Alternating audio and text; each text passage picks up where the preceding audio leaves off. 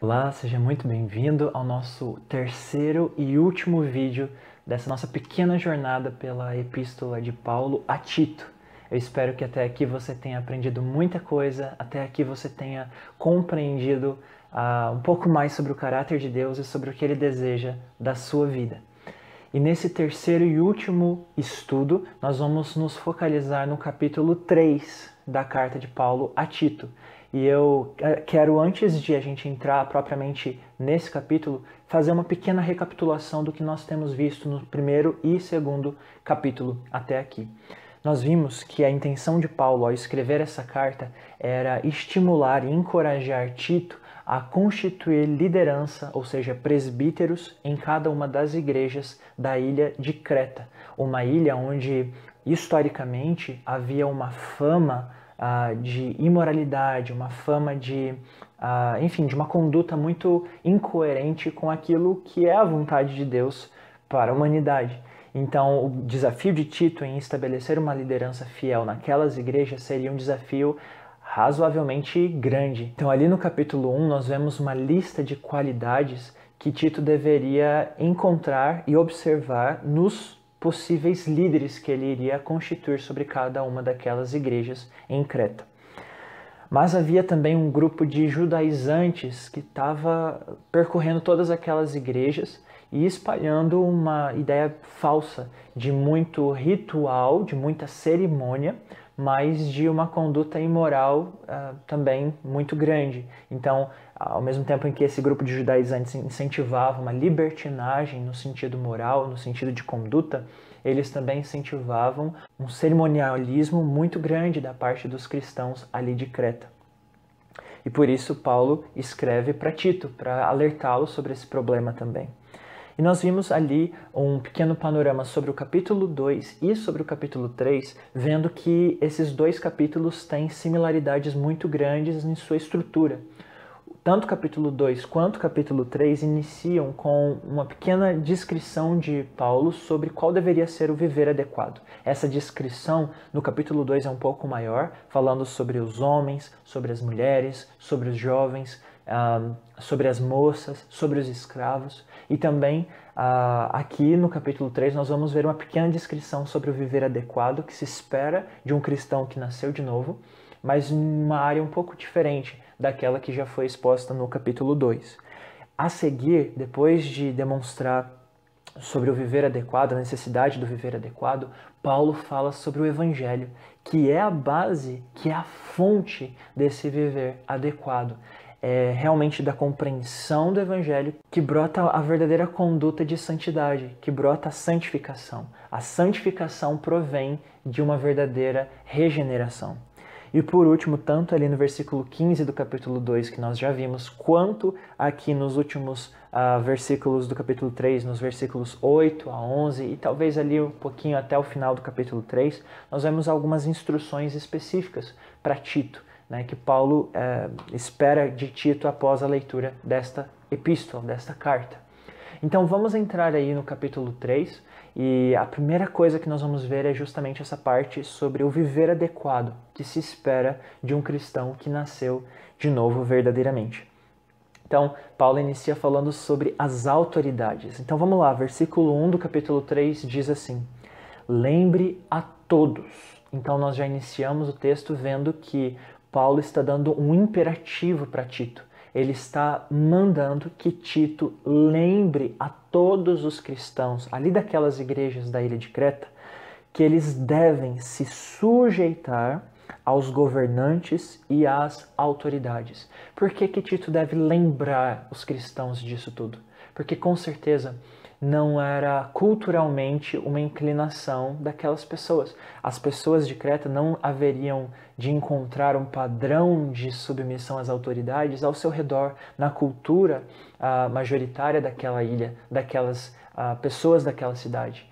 Então, como nós já vimos, elas eram historicamente famosas por sua imoralidade, por seu caráter reprovável. Então aqui os cristãos deveriam ser lembrados de que eles deveriam ser diferentes daquelas pessoas da cultura majoritária, do lugar onde eles viviam. Eles deveriam se sujeitar aos governantes e às autoridades. Sejam obedientes, estejam sempre prontos a fazer tudo o que é bom. E versículo 2, não caluniem ninguém, sejam pacíficos, amáveis e mostrem sempre verdadeira mansidão para com todos os homens.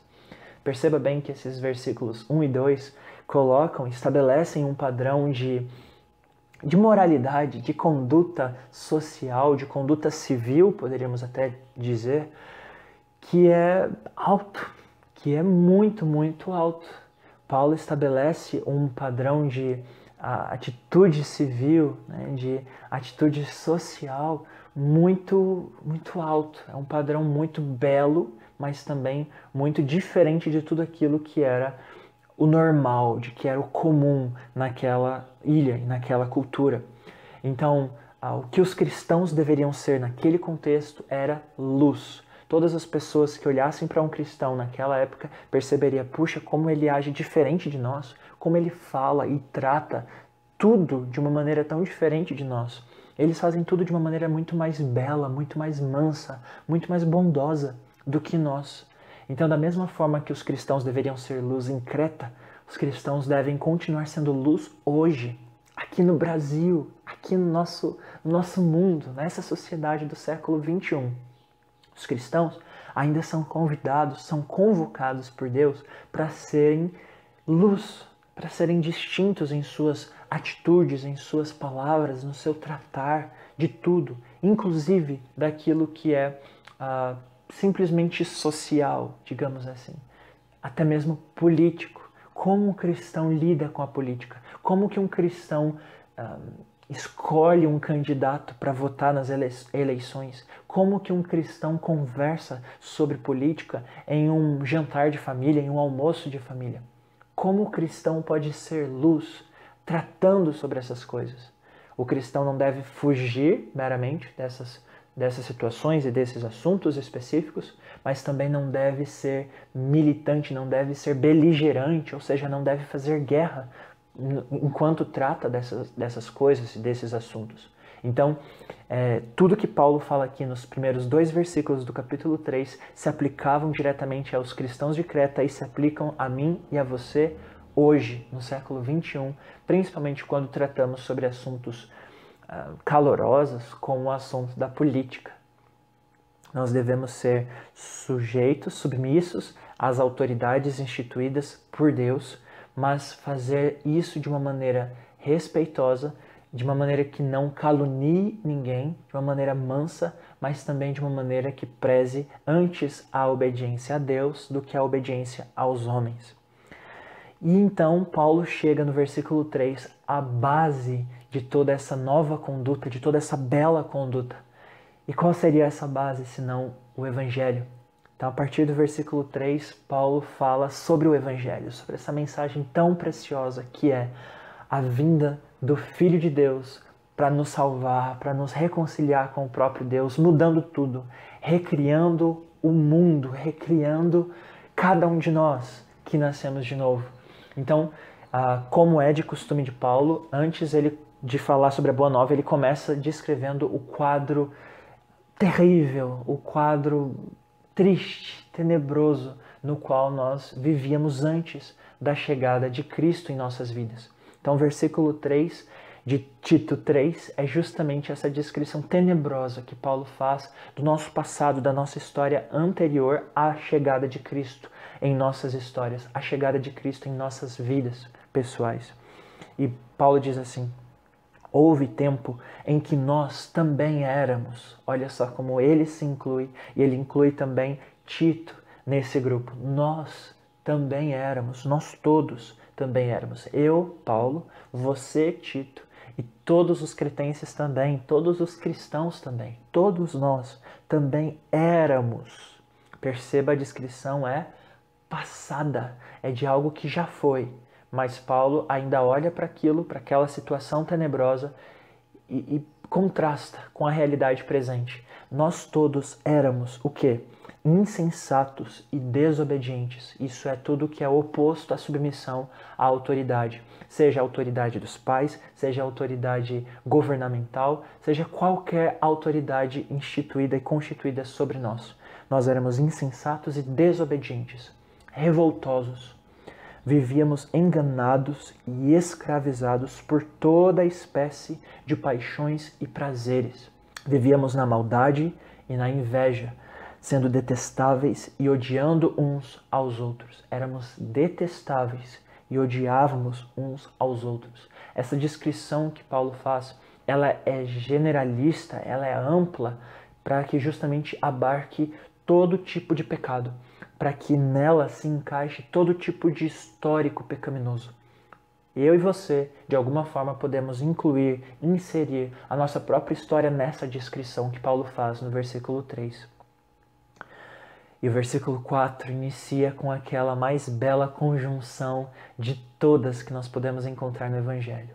Mas nós estávamos seguindo em uma direção, nosso pecado estava nos empurrando em determinada direção, em direção de condenação, em direção de morte, em direção de trevas eternas.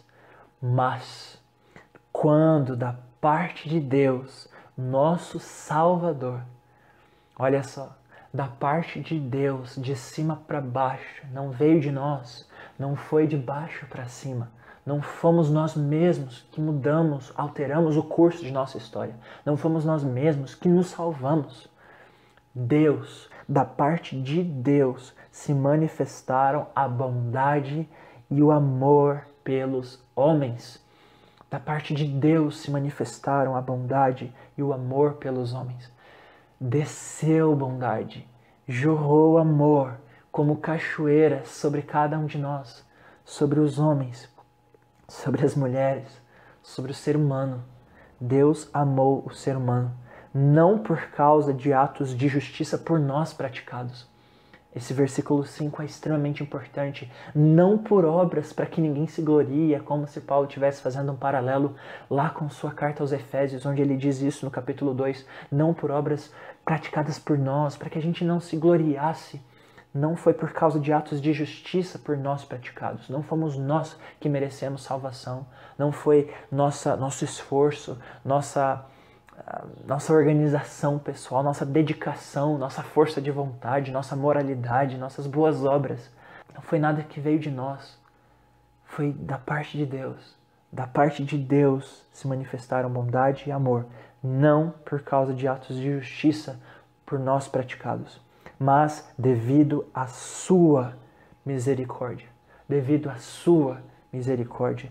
Ele nos salvou pelo lavar regenerador e renovador do Espírito Santo. Ele nos lavou, o Espírito Santo nos lavou, nos regenerou, nos renovou, nos limpou. Aqui o Espírito Santo é descrito quase como um banho, como um lavar com água. Ele lava todo o nosso ser que estava tão sujo, tão imundo. Ele nos lava, nos renova. E versículo 6 diz que Ele derramou sobre nós generosamente. O Espírito Santo foi derramado sobre nós generosamente.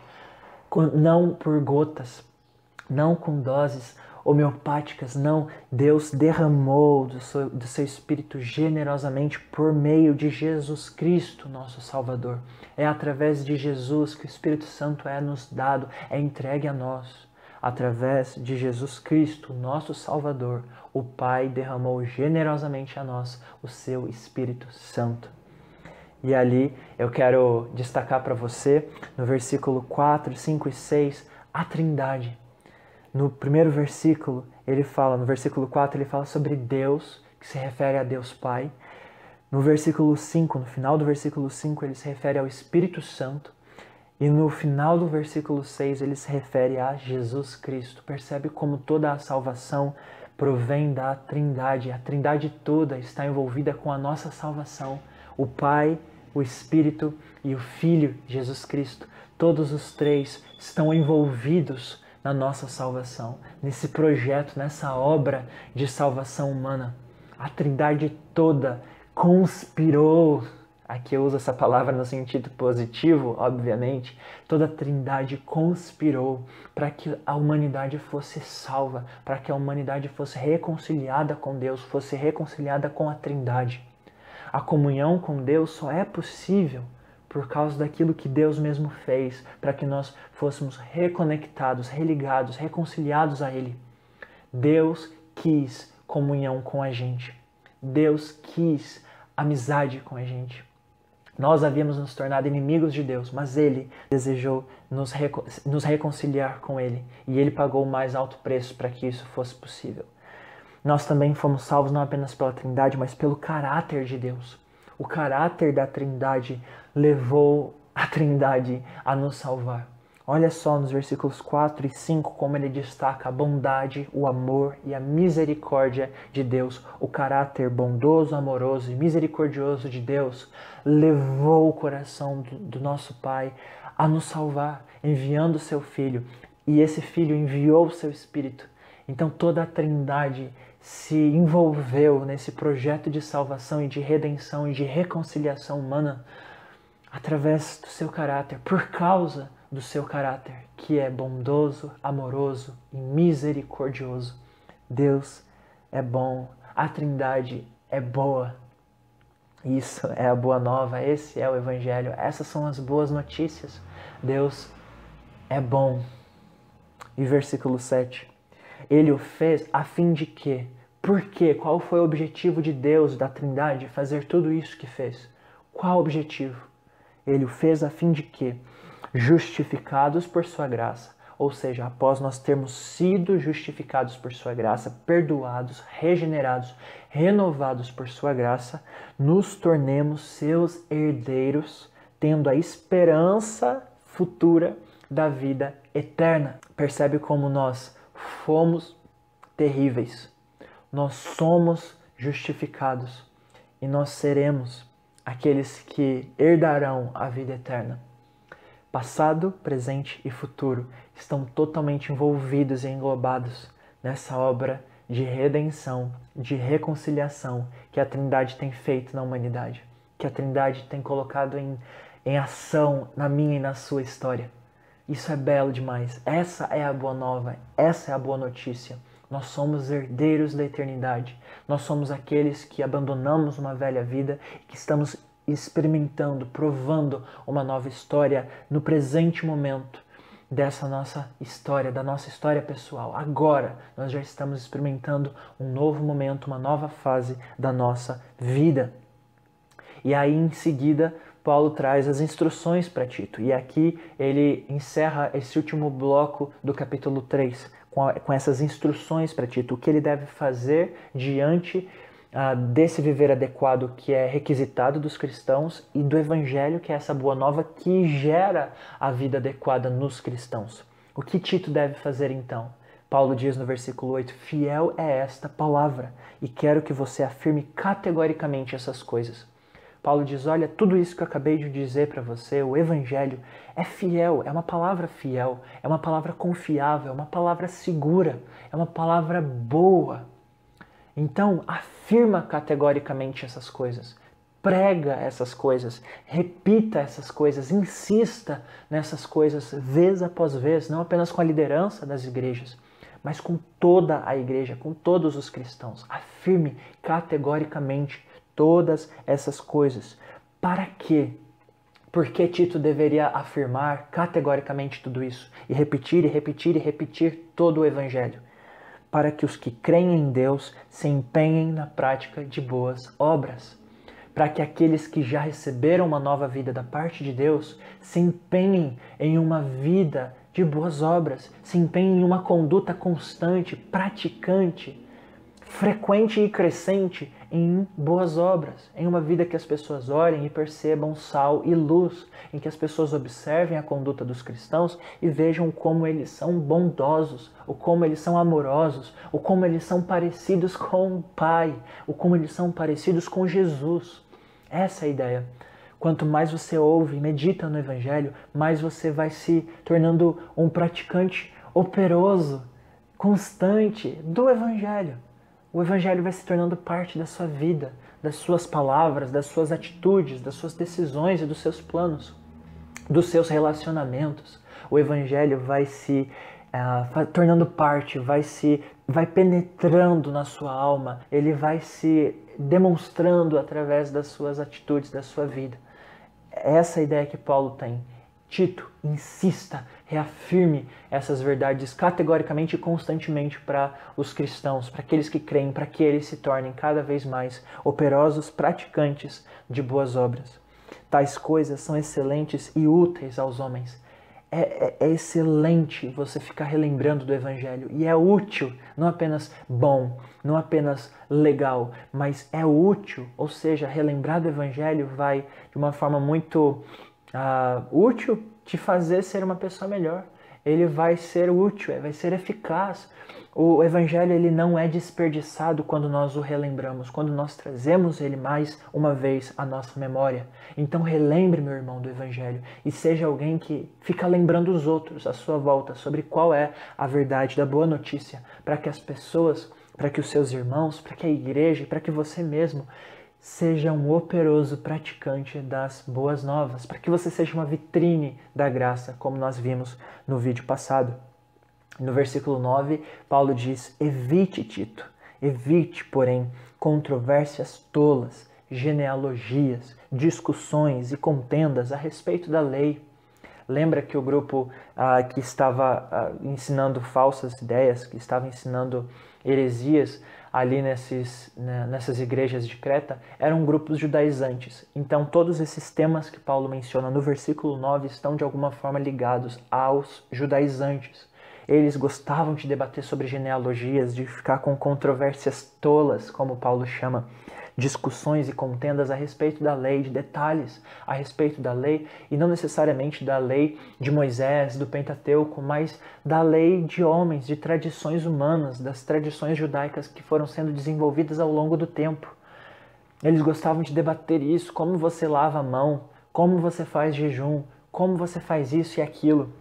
E Paulo falou, olha, não se envolva com essas discussões tolas, elas só provocam discussões. E hoje, nos nossos dias, nós não temos mais tantas pessoas querendo debater sobre esses detalhes de tradições humanas judaicas, mas existem muitas pessoas que amam debater sobre coisas tão desprezíveis, tão tolas, sobre detalhezinhos pequenos, e gostam de fazer abismos entre as pessoas por conta desses pequenos detalhes. Por conta dessas pequenas diferenças de pensamentos, elas separam e começam a guerrear contra outras pessoas, como se não fossem irmãos delas. Então, a ideia aqui não é de que nós não devemos conversar sobre assuntos interessantes, não devemos pensar, discutir, debater saudavelmente alguns assuntos que são, enfim, é bom, é válido. Assuntos que são válidos serem debatidos, assuntos que são válidos serem discutidos de uma maneira saudável, respeitosa e amorosa. Devemos, podemos, mas o que Paulo está proibindo aqui é, Tito, evita essas pessoas que só querem provar guerra, só querem provocar guerra, essas pessoas que só querem provocar guerra e desunião entre as pessoas. Evita essas pessoas, evita esses que se dizem irmãos, mas que só colocam barreiras entre as pessoas, que só colocam barreiras para que o amor aconteça de uma maneira livre, de uma maneira saudável entre a igreja. Essas pessoas querem atravancar o amor na igreja. E ele diz, porque essas coisas são inúteis e sem valor. Essas conversas, essas guerras que essas pessoas estão fazendo em volta de detalhes tão pequenos, de debates tão miúdos, é tão desprezível. Essas coisas são inúteis e sem valor, não edifica, não acrescenta em nada, não traz progresso algum para o amor, para a edificação, não abençoa a vida de ninguém. E versículo 10, quanto àquele que provoca divisões, advirta-o uma primeira e uma segunda vez. Depois disso, rejeite-o. Aqui talvez Paulo está fazendo uma referência a Mateus capítulo 18, onde Jesus ensina como os cristãos deveriam tratar com pessoas que permanecem no erro, pessoas que após uma repreensão insistem no erro, após uma segunda repreensão insistem no erro. Então talvez Paulo está fazendo uma referência a essas palavras de Jesus ali de Mateus capítulo 18. Então Paulo está dizendo a Tito, olha, percebe que um irmão aí da igreja está insistindo em provocar divisões? Advirta-o uma vez. Se ele continuar na mesma atitude, advirta-o uma segunda vez. Mas se ele continuar nessa mesma atitude, rejeite-o. Não no sentido de odiá-lo ou de humilhá-lo. Não, não é essa a ideia. A ideia é simplesmente de, olha, ele está provocando divisões, então exclua-o da membresia. Talvez seja essa a ideia que Paulo está trazendo aqui para Tito. Se essa pessoa só está fermentando coisas ruins no meio da comunidade, então separe-a da comunidade. Paulo trata isso com mais detalhes em outros livros, como por exemplo em 1 Coríntios, mas não é o nosso alvo aprofundar nisso agora. Talvez numa outra série de vídeos sobre 1 Coríntios a gente possa tratar especificamente sobre esse tema. E versículo 11, Paulo continua, você sabe que tal pessoa se perverteu e está em pecado, por si mesma está condenada. Talvez seja útil a gente trazer todo o nosso foco sobre esse versículo, entendendo que a própria pessoa é que está se condenando. Não é a igreja ou mesmo o líder que está condenando a pessoa, não é essa a ideia. A própria pessoa está se condenando, ela está amando o erro e não está querendo abandonar o seu pecado. Não está querendo ouvir a repreensão e a advertência amorosa da igreja, está querendo permanecer intencionalmente, deliberadamente, no seu próprio pecado. E, por fim, a despedida que Paulo faz aqui nessa carta a Tito, nos versículos 12 e 13. No versículo 12, Paulo diz, quando eu enviar Ártemas ou Tíquico até você, faço o possível para vir ao meu encontro em Nicópolis, pois decidi passar o inverno ali. Provavelmente, Paulo estava enviando Ártemas ou Tíquico, talvez ele ainda não havia decidido exatamente quem ele enviaria até Tito, para que um desses dois, ou Ártemas ou Tíquico, substituísse Tito naquele trabalho em Creta. Então, Tito seria enviado para algum outro lugar, ele iria se encontrar com Paulo em Nicópolis para ser enviado talvez para um outro trabalho. Mas antes de que Tíquico ou Ártemas chegasse ali para substituir Tito nesse trabalho, Tito deveria cumprir todos esses passos que Paulo havia dado para ele nesses capítulos todos que nós lemos até aqui. Então, o que nós entendemos nesse versículo 12 é que Tito tinha um prazo de validade. Ele tinha um prazo para cumprir e obedecer todas essas instruções que Paulo havia dado para ele, para instituir liderança, para combater e silenciar os judaizantes que estavam no meio dessas igrejas. Então, Paulo tinha dado um prazo para Tito. Olha, vem me encontrar em Nicópolis quando eu enviar para você Ártemas ou Tíquico. Então, não é que Tito deveria deixar um trabalho perfeito, mas que ele deveria desenvolver o máximo possível, o melhor possível desse trabalho de estabelecer liderança nessas comunidades. E então, Ártemas ou Tíquico poderiam dar prosseguimento ao trabalho que Tito haveria de desenvolver ali. Versículo 13. Providencie tudo o que for necessário para a viagem de Zenas, o jurista, e de Apolo, de modo que nada lhes falte. Aqui provavelmente se refira ao Apolo famoso ali de Atos, eloquente pregador, e provavelmente Zenas e Apolo seriam aqueles que enviariam, que levariam a carta de Paulo até Tito. Então eles iriam chegar ali de viagem até Creta, trazendo a carta de Paulo a Tito, e Tito deveria providenciar tudo o que eles precisassem para essa viagem de volta. E versículo 14, quanto aos nossos, que aprendam a dedicar-se à prática de boas obras. E aqui, quase finalizando a sua carta, Paulo reafirma o grande tema de toda a sua carta. Ele reafirma, aprendam a dedicar-se à prática de boas obras. É isso que Paulo quer que Tito ensine naquela igreja. Pratiquem boas obras. Vivam adequadamente com aquilo que é coerente para alguém que diz ter nascido de novo. Se você diz que nasceu de novo e teve um encontro real com Jesus Cristo, por que a sua vida continua como era antes, naquele quadro tenebroso? Você precisa viver um viver adequado. Você precisa caminhar de maneira diferente. Pratique boas obras. Quanto aos nossos, ou seja, os nossos irmãos, que aprendam a dedicar-se à prática de boas obras. E o que precisa ficar claro para você é que Essa vida adequada não é uma vida legalista, não é uma vida na força própria, mas é uma vida que provém do Evangelho. Por isso nós devemos nos lembrar constantemente da Boa Nova, para que o Evangelho por si mesmo, enraizando cada vez mais em nossa mente, em nosso coração, frutifique em uma novidade de vida, frutifique em boas obras, a fim de que supram as necessidades diárias e não sejam improdutivos. O alvo dessa boa obra, dessa nova vida, é de não ser improdutivo, é de suprir as necessidades diárias. E aqui Paulo ele não define necessidades de quem. Nós podemos ter, talvez, liberdade para entender que essa necessidade a ser suprida é a necessidade da própria igreja, mas também a necessidade do mundo e da sociedade na qual o cristão está inserido. Então, as boas obras que provém de um real entendimento e intimidade com o Evangelho, irão suprir as necessidades de toda a sociedade na qual a igreja e o cristão estão inseridos. Essa é a motivação, na verdade, esse é o alvo. E versículo 15, todos os que estão comigo enviam saudações. Saudações àqueles que nos amam na fé. Então aqui Paulo envia saudações da igreja onde ele está e saúda também aqueles que estão ali com Tito na igreja de Creta.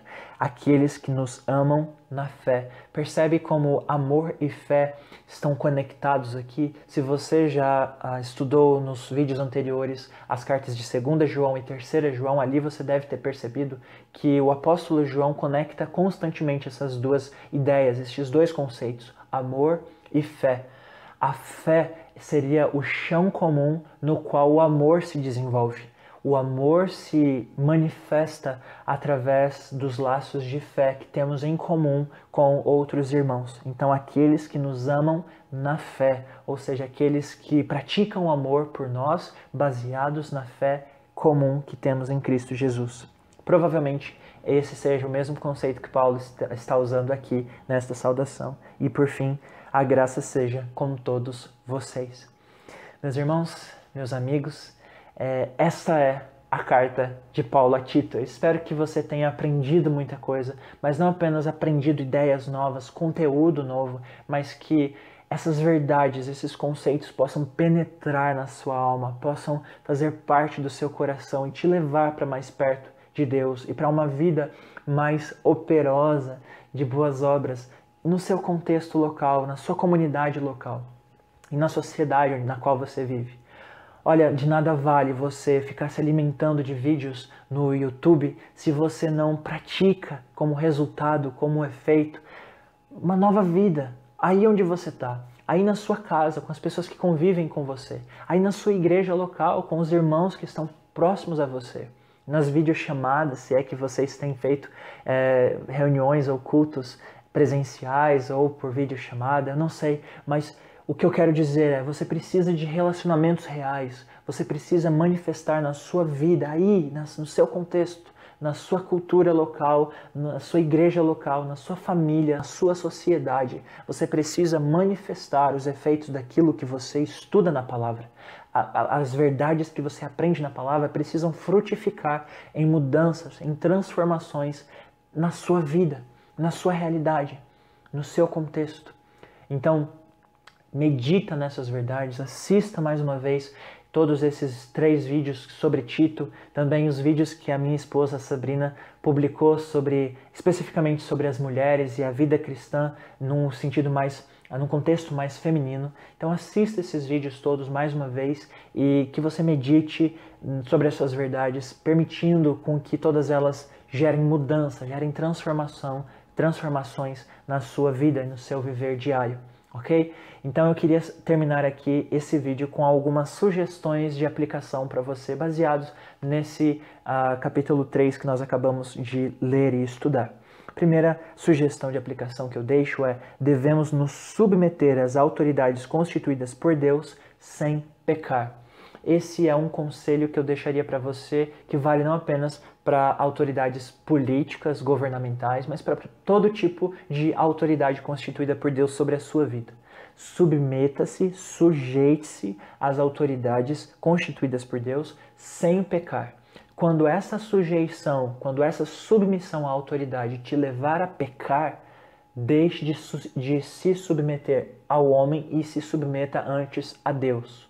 Então, o nível que você precisa usar, até onde vai a sua submissão, a sua sujeição à autoridade humana, o nível que você precisa usar é justamente o pecado. Se você está pecando ao obedecer a essa autoridade humana, então pare de obedecer essa autoridade humana nesse ponto. Quando a autoridade humana te dá uma ordem ou uma instrução que seria pecado, então não obedeça. Obedeça antes a Deus, porque a autoridade de Deus é maior do que a autoridade humana. Então, sujeite-se à autoridade humana sem pecar. Se você for pecar, então não se submeta nesse ponto à autoridade humana. Então, o único critério que nós percebemos de forma clara a algum tipo de desobediência ou de descumprimento a ordens de autoridades humanas é o pecado contra Deus. Obedeça a Deus. Se você, obedecendo à autoridade humana, está obedecendo a Deus, perfeito.